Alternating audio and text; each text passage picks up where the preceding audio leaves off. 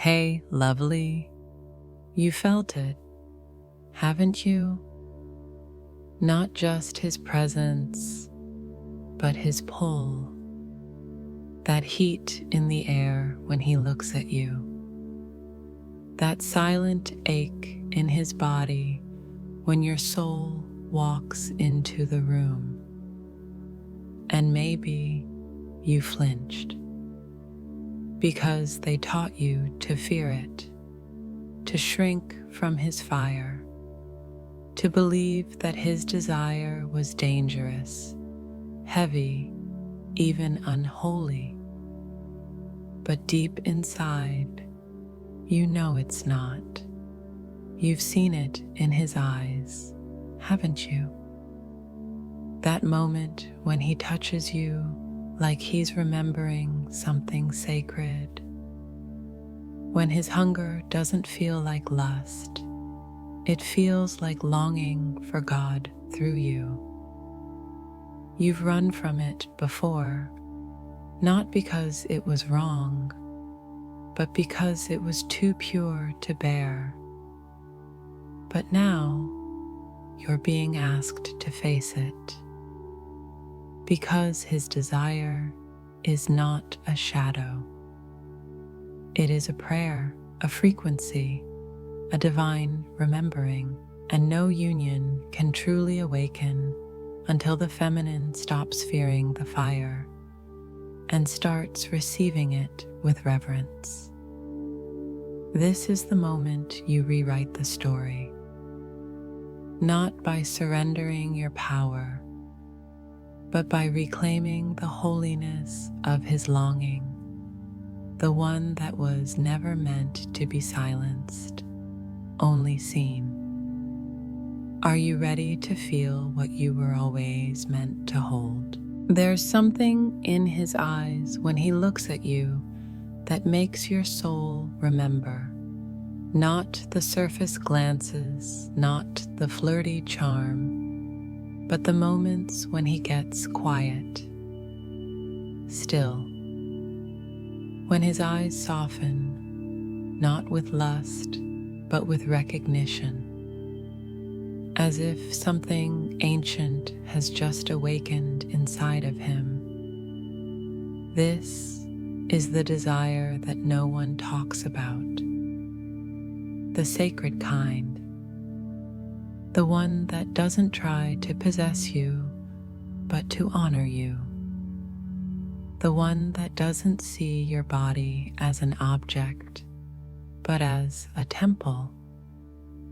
Because to him, when the connection is true, you are not just someone to want, you are someone to worship.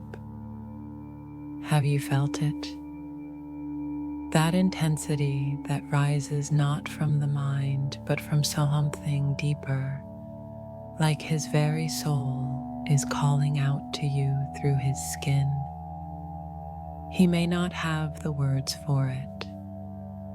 He may have confused it with lust in the past, run from it, misused it, or feared it. But that doesn't make it any less sacred. Because real desire, divine masculine desire, isn't about taking, it's about merging. It's about remembering what it means to be one with the feminine again. You see, his desire isn't just physical, it's spiritual memory rising in his body. The way your energy affects him, the way his hands ache to reach for you. It's not just chemistry, it's code. A living, breathing transmission that says, I've touched you before, in lifetimes beyond this one. But this world told him otherwise. It told him that his arousal meant he was dirty, that his longing made him weak, that his fire should be hidden, controlled, suppressed. or worse, turned into domination. So what did he do? He split. He buried the holiness of his own body under shame. He either ran from his desire completely or let it become something disconnected, hollow, impulsive. And you, divine feminine, you've felt both versions. You've seen him in his sacred hunger and in his wounded craving. You've known when his desire was clear and reverent, and when it was confused and chaotic.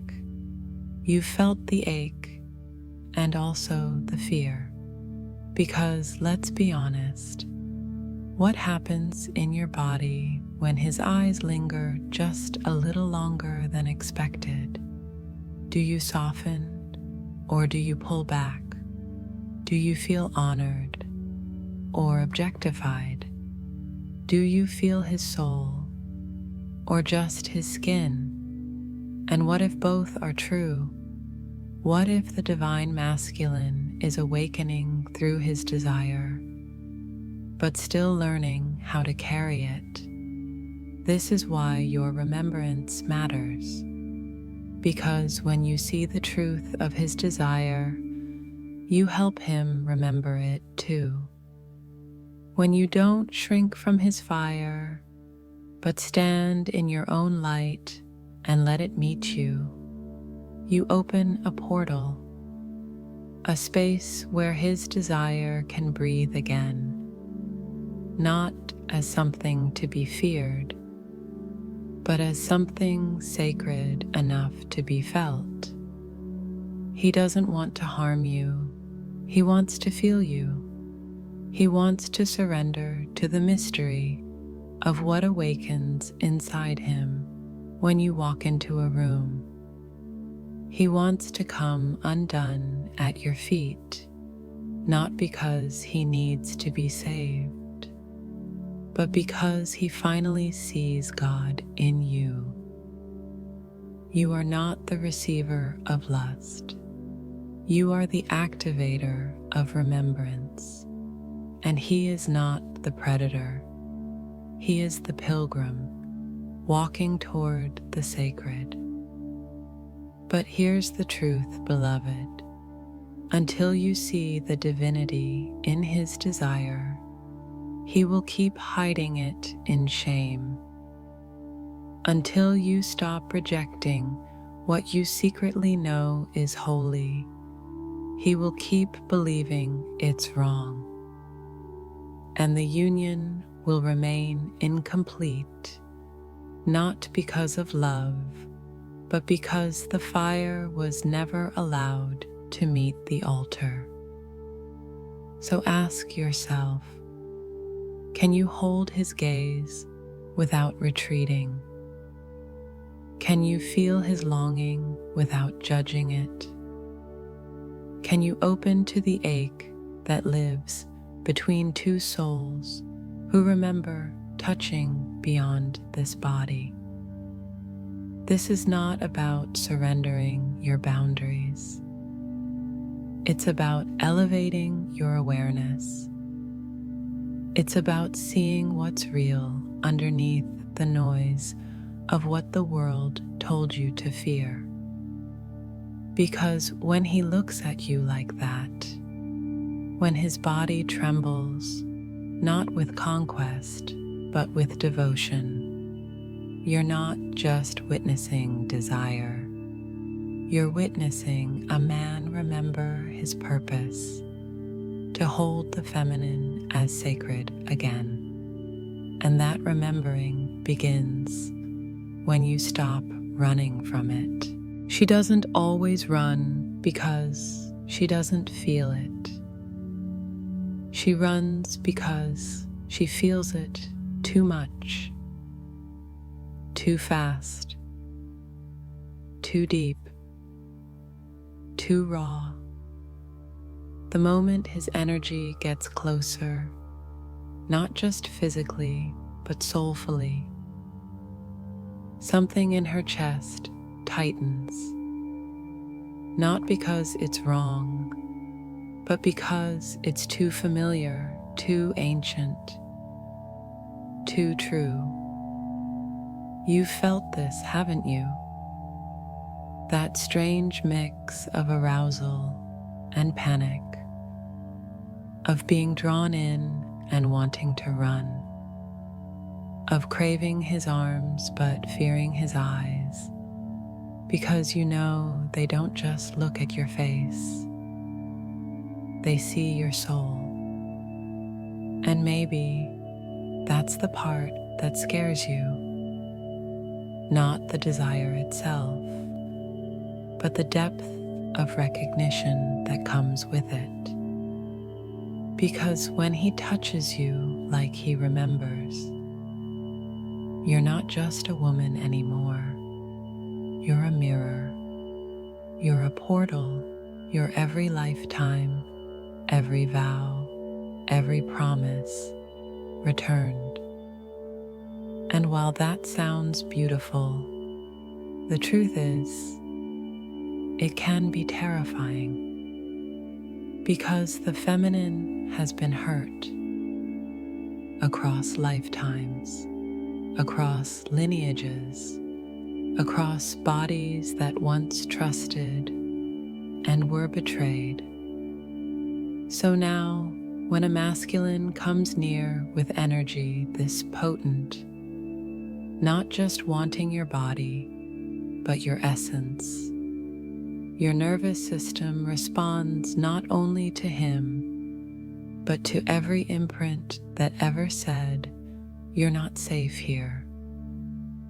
Your heart races, your body tenses, and without knowing why, you resist.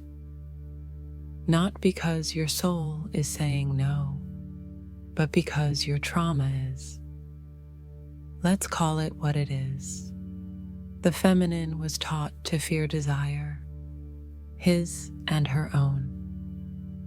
Taught that being wanted was dangerous, that being seen was unsafe, that opening meant losing control again.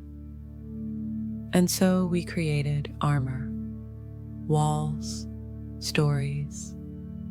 We labeled his desire as too much before we ever let ourselves feel it. But the truth is, most of the time, your resistance isn't a rejection of him. It's a reflection of what's unhealed in you. You don't fear him, you fear surrender. You fear being taken by something that doesn't ask permission, not because it's cruel, but because it's true. Because it remembers you before you remembered yourself. So what happens next? You either run or you freeze.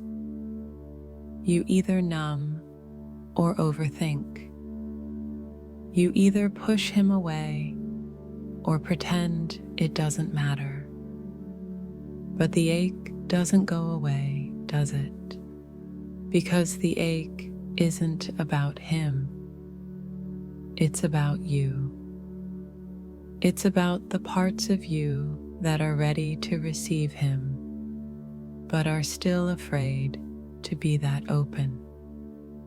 So here's the invitation, not to force yourself to say yes, not to betray your own timing, but to notice where the fear is actually coming from. Is it really him, or is it the shadow of what once happened when you trusted? Is it really his desire that feels unsafe? Or is it your own depth that you're afraid to let him witness? Because when you slow down, when you stop labeling your resistance as rejection and instead meet it with compassion, you start to realize something beautiful. You're not broken, You're opening, you're not cold. You're remembering how to feel without running. And as you soften, something in him softens too.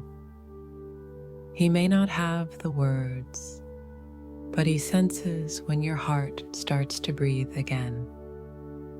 He feels it when your fear no longer drives the moment. And that brings him closer, not to take, but to reveal. Because true masculine desire doesn't force. It waits, it listens, it honors. It invites you to meet it when you're ready, not when you're pressured. And the most sacred thing you can do is not to say yes too soon or no too fast, but to feel your way through the fear and let your body lead you home. Home to a love that's not about domination, but about devotion. Home to a fire that doesn't burn you, but awakens you. Home to a man who doesn't want to possess your body, but to meet your soul through it. That kind of desire is not a threat. It's a mirror. And when the feminine stops fearing it, union begins. You think it's your appearance, the curve of your body, the way your hair falls, the sound of your voice, or the softness of your lips. But what draws him in, what truly awakens his body, is not what you see in the mirror. It's what he feels when your soul enters the room. Your energy precedes your footsteps. Your vibration pulses before a word is spoken. And before his body ever reacts physically, his soul is already alert, already remembering, already receiving you. This is what no one told you. The masculine is not aroused only by touch or sight. He is aroused by truth, by presence, by a frequency he can't name, but that his body knows intimately. It happens when you're not trying, when you're in alignment, when you're not performing for love, but simply being the love that you are. That's what moves him, not seduction, but sovereignty. Not a performance, but your pure presence. Have you ever noticed how he changes when you stop pretending, when you drop the masks, when you're soft without hiding, open without explanation, still without apologizing? His eyes linger longer, his voice lowers. His hands tremble, not because he wants to take, but because he doesn't know how to hold something so real. Because the more you come home to yourself, the more his body feels it. Not just emotionally, energetically. He feels the shift in the field. He feels the activation in his chest, the pulse in his lower belly, the electricity behind his spine. And none of it comes from manipulation. It comes from you living your truth. Your soul awakens his nervous system. Your light confronts the parts of him that have been asleep. And even if he's unconscious of it, even if he hasn't caught up mentally, his body knows. That's why he runs sometimes. That's why he gets quiet. That's why he pulls away right after it starts to feel real. Because this isn't physical attraction. It's spiritual recognition through the body. And the more whole you become, the more his body tells him, this is the one your soul has been waiting for. Can you feel how holy that is? That your presence alone, no words, no effort, no role, can activate the divine masculine's entire field? That when you stand in your softness, in your sacred truth, you don't have to earn his desire. You simply invoke it, not because you're trying to be wanted, but because you are already love, and his soul remembers it. And yes, it can be overwhelming for both of you, because when the body starts responding to something that doesn't make logical sense, the mind panics. The old beliefs rise. The fear of losing control surfaces. But it's not control you were ever meant to have. It's connection, it's awakening, it's remembrance. So next time you feel him stir in your presence, not just physically, but energetically, don't shrink. Don't blame yourself, and don't turn it into a performance. Stay still, stay open, and watch what happens when a man is finally allowed to feel God through a woman's frequency, not through her body alone, but through her essence. Because when your soul leads the moment, his body will always follow, not in lust, but in reverence. There's something sacred about the way he reaches for you when his heart is open. It's not rushed. It's not rough. It's not about domination or proving his power. It's about reverence, about remembering, about being brought to his knees in front of something he knows is greater than him.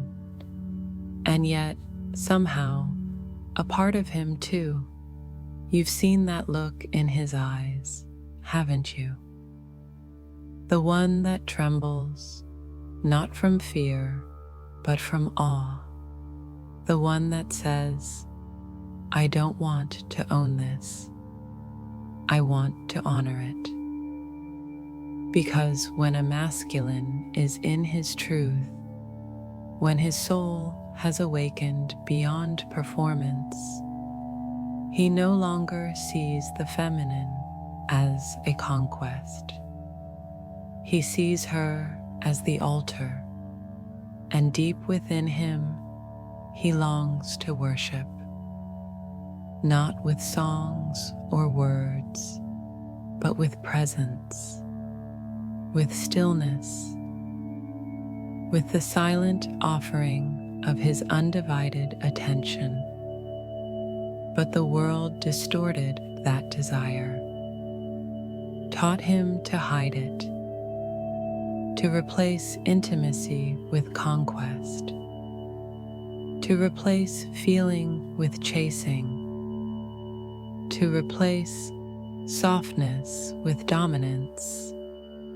And so for lifetimes, he played the role, took the prize, held the body, but never touched the essence, because he was afraid that if he really slowed down, he would feel too much, that if he stopped winning, he'd have to open, that if he looked her in the eye and saw the divine there, he'd have no choice but to remember who he is and what he's here to serve. The masculine isn't afraid of you. He's afraid of how holy you make him feel. And when that desire rises, not the carnal kind, but the devotional one, he shakes. Because that kind of desire doesn't want to conquer, it wants to surrender.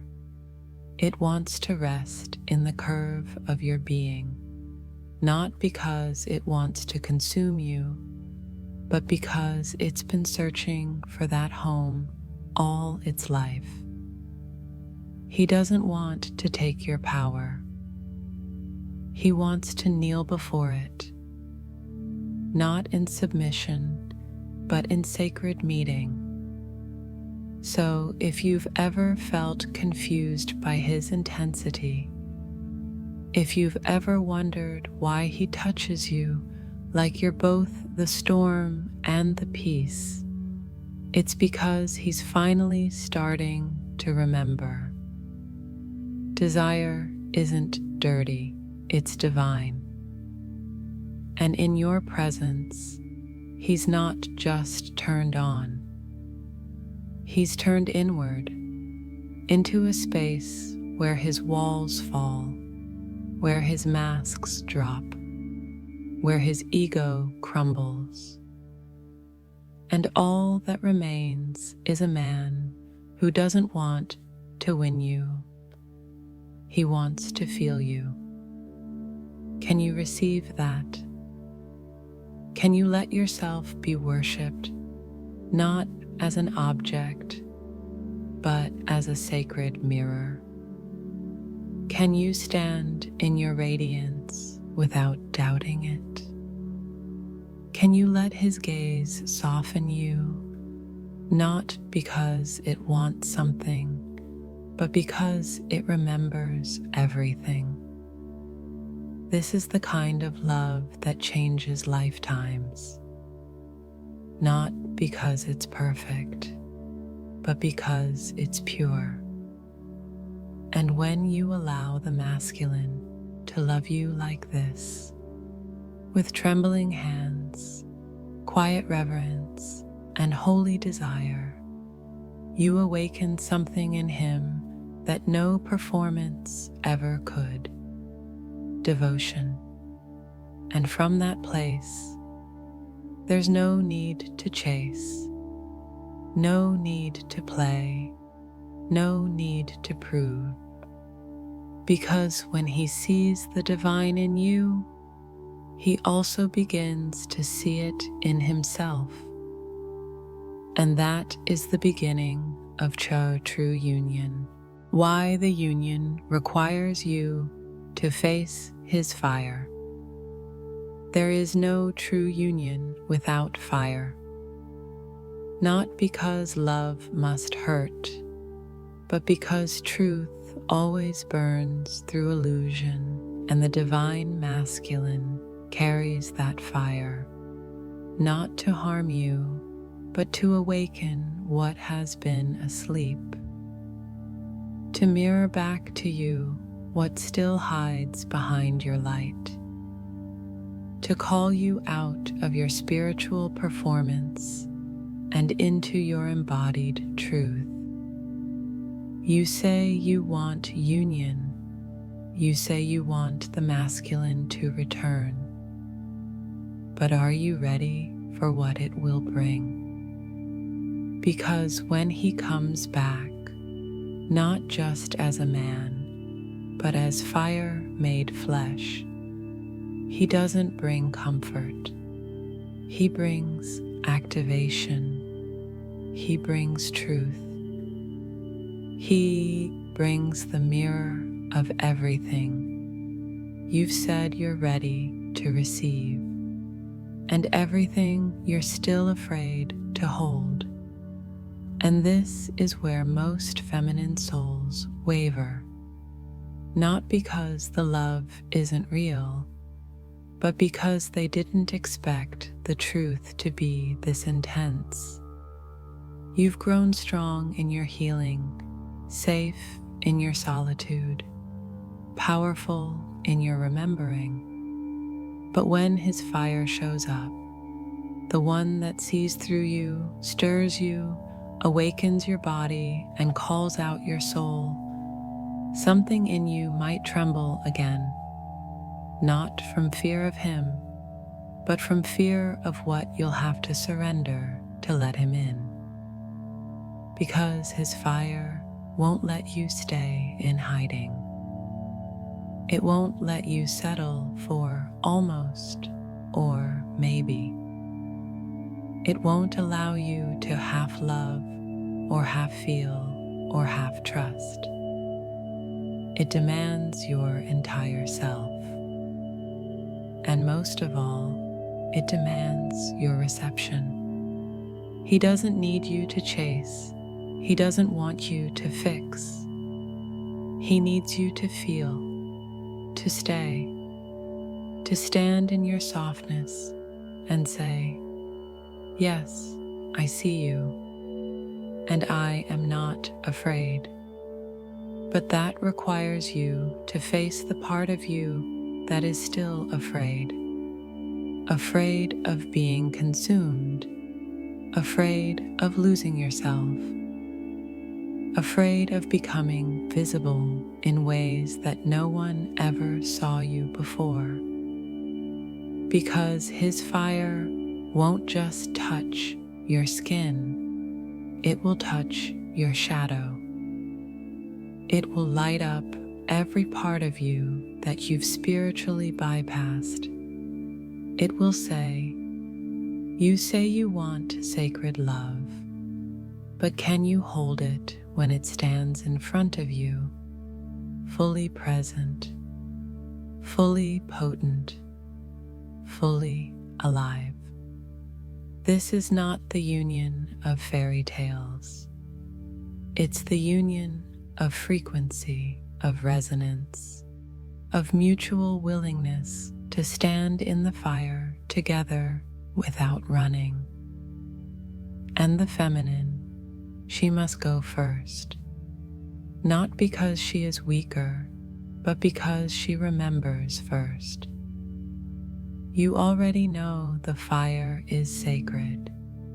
You already know that his desire isn't dangerous, it's divine.